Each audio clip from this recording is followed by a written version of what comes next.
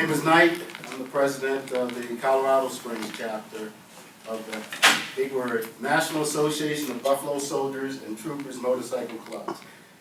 With that, I have some folks from the Mile High chapter up here in Denver with me. Got Zeus, Big Easy, Little Dad back there. He's the webmaster for the local chapter. First of all, thank you for having us up here. We always like to go talk about the Buffalo Soldiers, their history, and as a reminder, it's about U.S. history and not about black history. So, my real name is Dominic Dixie. So everyone in the club typically either gives himself a road name, like Zeus, or Big Easy, or Knight, or one will be given to you. So my position within the club is prospect manager. So generally, if anyone inquires about the club and how they can join or become an associate member, I'm their first contact. So I tell them a little bit about the organization and find out a little bit more about them and make sure that there's, you know, some type of mutual fit. We have a very diverse membership, including men and women, ladies, gentlemen, and a couple roughnecks too. But most of everyone, they're professional. We have a few who are firefighters, etc. So I've been a part of the organization now for about 2 years, and I just enjoy what I do. You know, we look forward to opportunities where we can come out and just share a little bit more about the history and the relevance of the Buffalo Soldiers and their efforts to help with the westward expansion from 1866 to 1944 and beyond. So, More, a little bit about myself is I recently joined Buffalo Soldiers just last year. One of the things that drew me to it is I am a veteran of the United States Army. Did 2 stints. I've been went overseas, been in different theaters around the world. But also the community effort that it puts out. It's not just a riding club, but we also have a strong community effort. We do some scholarship things, and we do a lot of community service work. So that's really what drew me more to it. Not only having that tie to the military history, but to what it's doing in a relevant community today. Time we're done, you'll know a little bit more about motorcycling, Buffalo Soldiers, our organization, both chapters. So we'll into a little history. So the Buffalo Soldiers, who were they? Well, they were men, freed slaves, freedmen, and one woman, and I'll talk about her a little later in the presentation. By April 9th, 1865, over 186,000 former slaves and freedmen had served in the military, U.S. colored troops. 10% of the total Union forces that were fighting in the Civil War. Another 30,000 served in the Navy. Over 200,000 more served as laborers, supporting hospitals, supporting other military projects. By April 9th, 1865, over 38,000 had died and taps were sounded. So, emancipation happened, Civil War was over. What happens? All the freed slaves now said, okay, what do? We don't have to go to work. Well, we're not forced to go to work. We have no way to make a living, nowhere to live. What do? So many of them started thinking about joining the military. What did they get? Well, by joining, they got a place to live. They got education. Education was typically provided by the ministers that were assigned to the units. There was no dedicated teachers to help the slaves at that time, former slaves, to learn how to read, write. So it was the job of the ministers. They got a steady pay, $13 a month. 13th Amendment was signed by Congress to abolish slavery. Congress said, okay, we need to reorganize. We're having issues with not only the Native Americans, but we're having issues with the folks below the Mexican border, so we need to reorganize. So what did they do? Congress established 6 units. The 9th and 10th Cavalry, 38th, 39th, 40th, and 41st Infantry. Later, those 4 would be consolidated into the 24th and 25th Infantry. So, how did the Buffalo Soldiers get their name? Well, Cheyenne Warriors in 1867, so that's about a year after they were established, they saw how ferocious the black soldiers were, oh, thank you, in battle. Now, the Cheyenne revered the bison. They said that was a fierce animal. They fought with tenacity. With that, they saw the comparison between the black troops. They said, okay, what's the other thing they have besides the way they fight? They had the thing called curly hair. So that, even that, led into being called the Buffalo Soldiers. Besides fighting the Native Americans, what else did we do? They explored and made maps. For all the folks at that time were heading west, somebody needed to show them how to get there. Assisted the civil authorities in controlling mobs, because back then, what was happening? They were starting the gold rush, all the folks were heading west, everybody wanted a piece of land, so the Buffalo Soldiers were also kind of the law enforcement. Pursued outlaws, cattle thieves, and Mexican revolutionaries along the border. Remember I said they also were part of the Border Patrol. A lot of the posts, forts, and camps that are out to the west, a lot of them were built by Buffalo Soldiers. What else did they do? Transcontinental Railroad. They provided security for that. You won't see that much in the history books if you see it at all. First Border Patrol. Remember I said they were patrolling down by the U.S.-Mexican border at the time. Rode shotgun on stages. Now, I used to watch Westerns, and I never saw a black person sitting on the top of that stage with a shotgun. But they did it. Forest Service, up in California, the Big Redwoods. That was one of the assignments of the original Buffalo Soldiers. They gave the mail to one Buffalo soldier. Everybody said, nope, all he's going to do is desert. He's not going to take the mail, he's just going to take off. He took off riding west to deliver the messages in the mail. They found his body a week later. It was in a tree. There was a flood, came through, and he got killed. But what they found was he still had the mail, was still trying to make his way. What else did they do? They moved on. The 9th and 10th were with Teddy Roosevelt as they made their way up San Juan Hill with the Rough Riders. They played an important role. You won't, here again, you won't see a lot of it in the history books, but if you do go back and look at the reports that were filed during that time, you will see where the Buffalo Soldiers was there and made a significant contribution to that effort.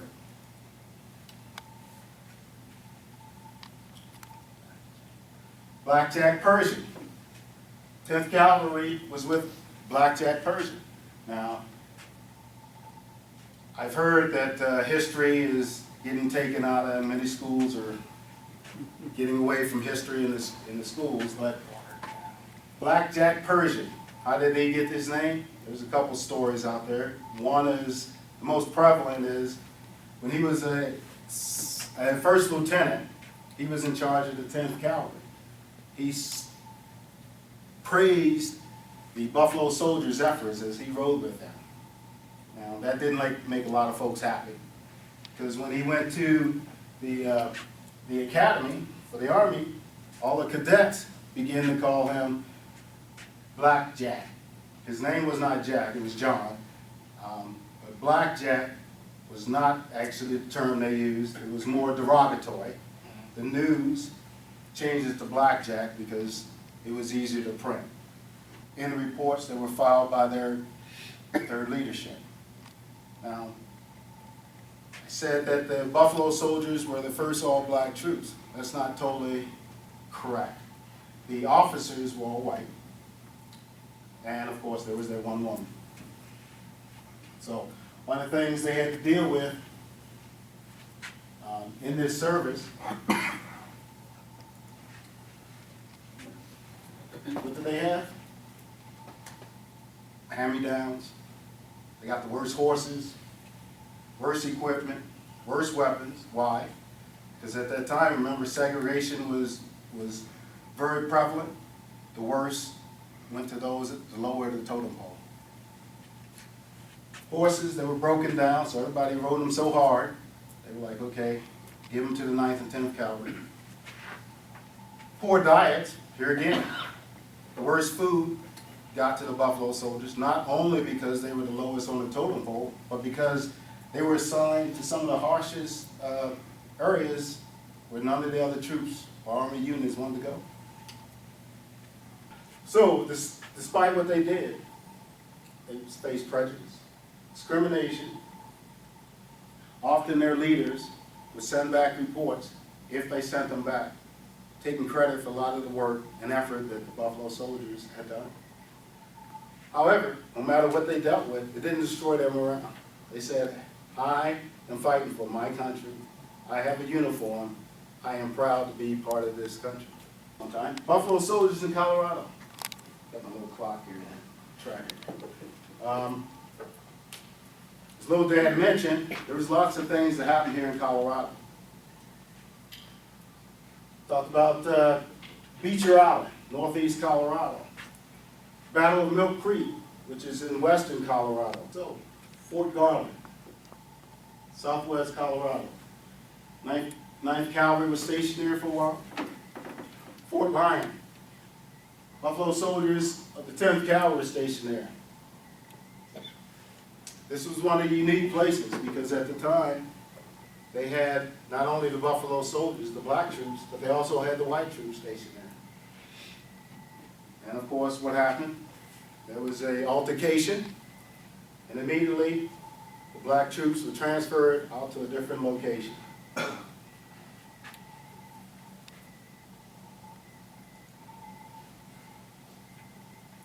Fort Lewis.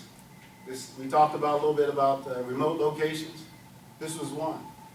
After they set up camp and established an area, they realized, okay, we're too far from the Ute Indians, which we're here to protect the settlers from. So they packed up, moved 14 miles, and set up near Animas City. What is all that leading up to? 23 black soldiers were awarded the Medal of Honor.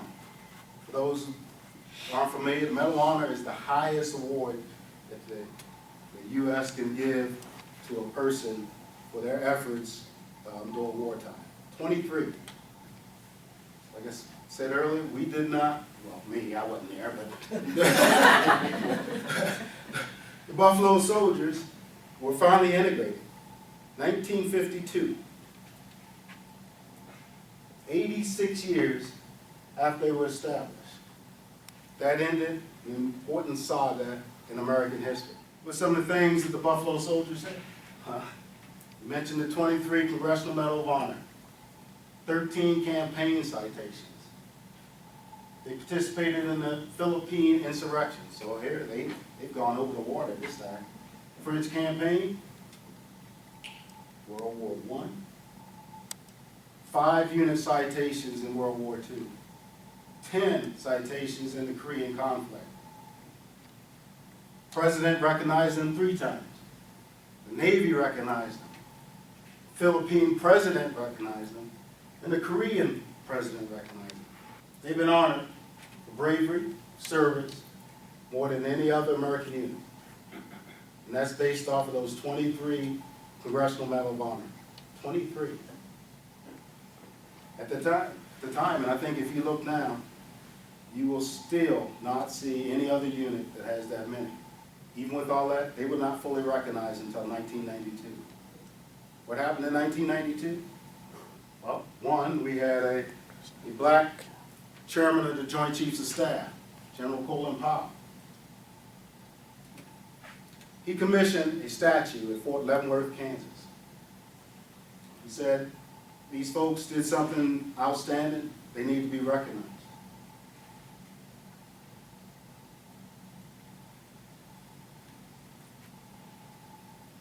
It's construction. Who are we? Well, we're a lot of things. That's right. We're educators, so we have teachers that are part of, not only at the elementary school, but we do have college educators as part of the organization. We have engineers, truck drivers, legislators. Yes, we do have folks in the state Congress and some in the federal Congress that are part of Buffalo Soldiers. Healthcare professionals, law enforcement professionals.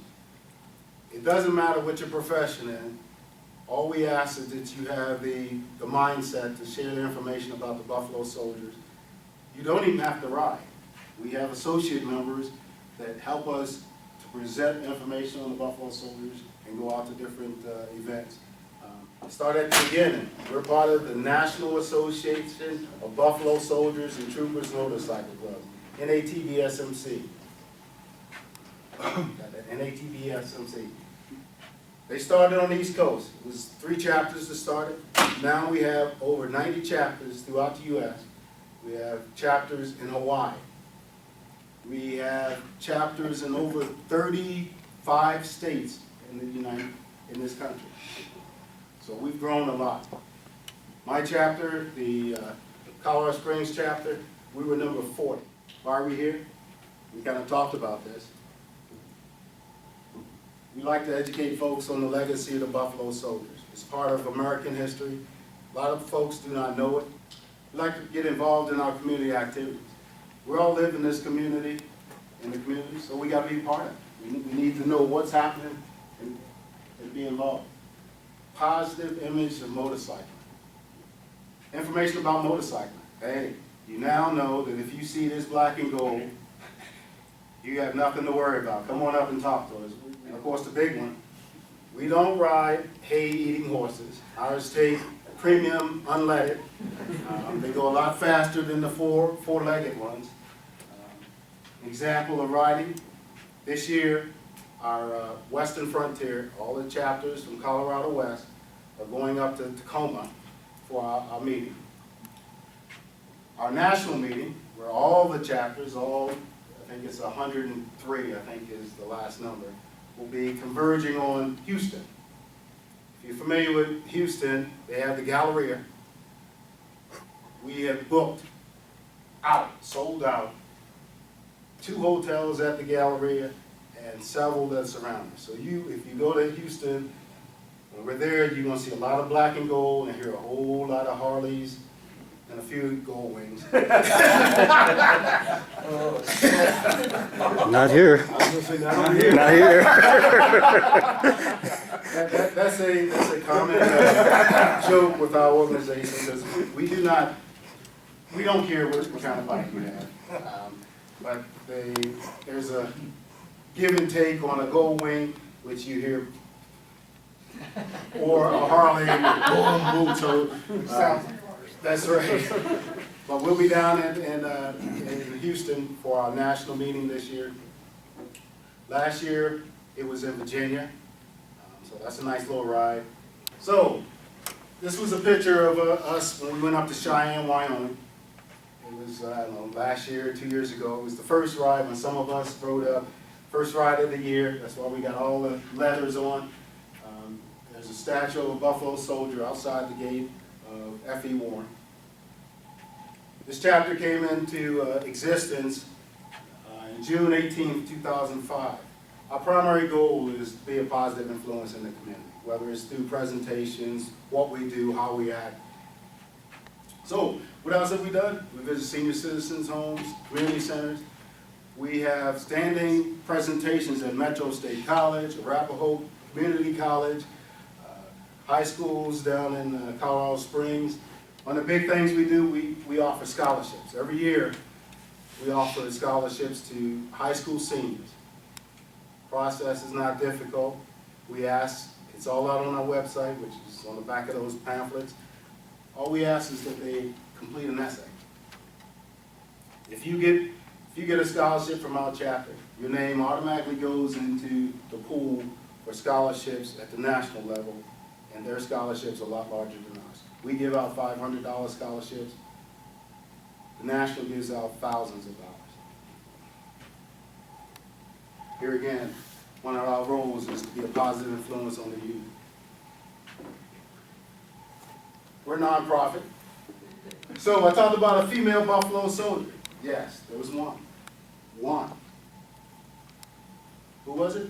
Cathay Williams, also known as William Cathay. Born in slavery in Independence, Missouri. She's about 5'9", so she's my height, a little taller, a little shorter, rather. They said she had the features masculine, looked like a man. She enlisted in 1866 at Jefferson Barracks, which is in Missouri, and assigned to 38th Regiment, Company A. Now everybody's saying, okay, how could she do that? Well, back in that time, they did not do a physical exam. Your physical exam was as you were standing there getting ready to sign the paper. Person behind the desk would look up. Can they walk? Can they carry a gun? No broken bones? You're enlisted. So she enlisted. 1868, a couple years later, she became ill. And what happens when you get ill? You go to the doctor. Surgeon said, whoa, you're a woman. They immediately discharged her. When she got discharged, she began to work as a cook. She eventually lived in Pueblo and Trinidad. This is one of our initiatives to find out where Cathay Williams is buried. No one knows. There's lots of research being done about it all over the country. I would like, if you know anything, by all means get in touch with us. You know, if the family is amenable, we want to be able to give her a decent burial site and get her recognized for all the things she's done. So, with that, she made a place in history for herself. One, because she's the only documented one that was in the U.S. military before 1948, when the law was passed to allow women to join the military. So, for us, that's a big thing, especially since she lived here in Colorado. Said many links and studies. The problem we have is a lot of the records are sealed because of federal laws about how much information they can share. It's been almost 100 years now. I think they could loosen up on some of it. Okay, so I'm done. Thank you. Appreciate the invite.